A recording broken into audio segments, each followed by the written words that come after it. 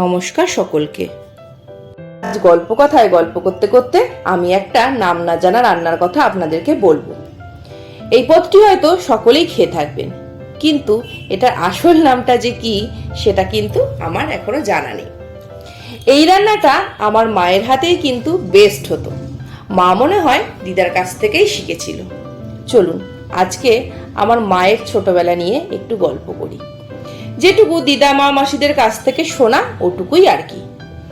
মাসি মামারা মিলে মারা 4 ভাই বোন। শুনেছিলাম মা নাকি বড় মামার বেশি ন্যাওটা ছিল, আর মাসি ছিল ডান পিঠে।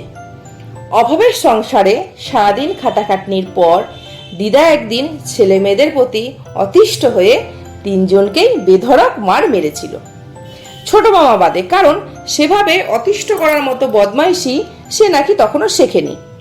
আর তাছাড়াও বাড়ির ছোটদের যে আদর একটু বেশি হয়, এটাও একটা কারণ হয়তো হতে পারে। তো যাই হোক, মায়ের হাতে 3 জন মার খাওয়ার পর বড় মামার খুব সম্মানে লাগে এবং অভিমানও হয় দিদার প্রতি, যে আমাকে মারলো, বোন দুটোকে এত মারা কিন্তু ঠিক হলো না। তো বড় মামা মা আর মাসির হাত ধরে আর বলে, চল তোদের আর এখানে থাকতে হবে না, আমিই তোদের দেখব। মামাসি খুব সহজেই বড় মামার হাত ধরে বেরিয়ে পড়ে। কিছু দূর যাওয়ার পর মাসির চেতনা আসে যে না, এর সাথে গেলে তো কপালে দক্ষিণা আরো বাড়বে। তো মাসি বলে, তোরা যা বাবা, আমি তোদের মধ্যে নেই।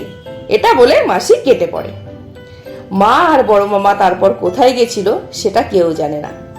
তারপর প্রায় অনেকক্ষণ পরে রাগ কমলে মা আর বড় মামা নাকি বাড়ি ফিরেছিল। তবে বাড়ি ফিরে কি ঘটেছিল সেটা আমার আর শোনা হয়নি। এই রান্নাটা প্রায় সবকিছু ফেলে দেওয়া জিনিস দিয়েই, কিন্তু খেতে কিন্তু অমৃত। পারলে সবাই একবার ট্রাই করে দেখবেন, আর কেমন লাগলো জানাবেন। নমস্কার।